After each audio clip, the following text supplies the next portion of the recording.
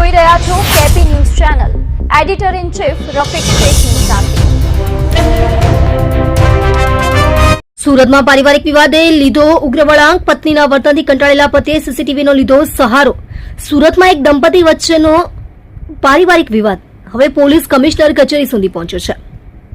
Marketing ક્ષેત્રે કાર્યરત ભરત કાછડિયાએ પોતાની પત્ની સામે ગંભીર આક્ષેપો કરતા જણાવ્યું કે વારંવાર થતા ઝઘડા, ગાળાગાળી અને મારપીટથી કંટાળીને તેમને પોતાના ઘરમાં સીસીટીવી કેમેરા લગાવવાની ફરજ પડી હતી. તેમના જણાવ્યા પ્રમાણે આ ફૂટેજમાં પત્ની દ્વારા કરવામાં આવેલા હંગામા અને ઉગ્ર વર્તનના અનેક દ્રશ્યો ક્યાં થયા છે હવે પોલીસ સમક્ષ પુરાવા તરીકે રજૂ કરવામાં આવ્યા છે. ભરત કાછડિયાએ લાઇફલાઇન ચેરિટેબલ ટ્રસ્ટ નામની સંસ્થા પર પણ છેતરપિંડીના આક્ષેપ કર્યા છે. તેમનું કહેવું છે કે વર્ષ 2022માં સંસ્થાએ 3 લાખ રૂપિયા લઈને તેમના લગ્ન કરાવ્યા હતા અને લગ્ન જીવન લાંબા સમય સુધી સફળ રહેશે તેવી ખાતરી આપી હતી. જોકે લગ્ન બાદ થોડા સમયમાં જ દાંપત્ય જીવનમાં તણાવ શરૂ થઈ ગયો હતો. પતિનો આક્ષેપ છે કે પત્ની ઘરમાંથી સોનાના દાગીના, કિંમતી સામાન અને જરૂરી દસ્તાવેજો લઈને જતી રહી હતી. આ મામલે વધુ ચોંકાવનારી બાબત એ છે કે પત્નીએ પતિ અને તેમના પરિવાર વિરુદ્ધ દહેજ ઉત્પીડનની ફરિયાદ પણ નોંધાવી છે. અને બીજી તરફ પતિનો દાવો છે કે પત્ની વારંવાર રાત્રિના સમયે ઘરે આવીને બબાલ કરતી હતી અને પોલીસની હાજરીમાં પણ ઉગ્ર વર્તન કરતી હતી.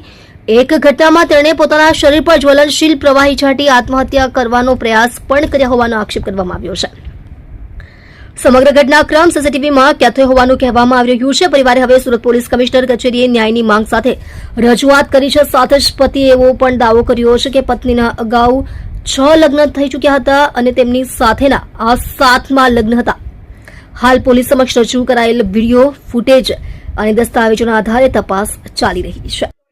તમે જોઈ રહ્યા છો કેપી ન્યૂઝ ચેનલ રફીક શેખની સાથે.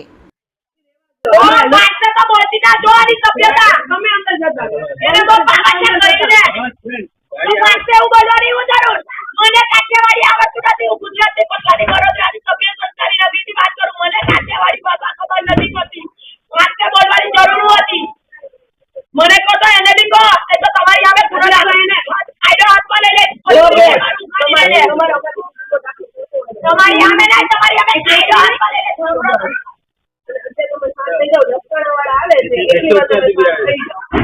મારા ભાઈઓ હાથે છે અને તમે ને ઉભા ન રહે તમે અંદર જતા પણ એને ગુસ્સો કર્યા પાછે કે એને કોઈ પાછે કે મને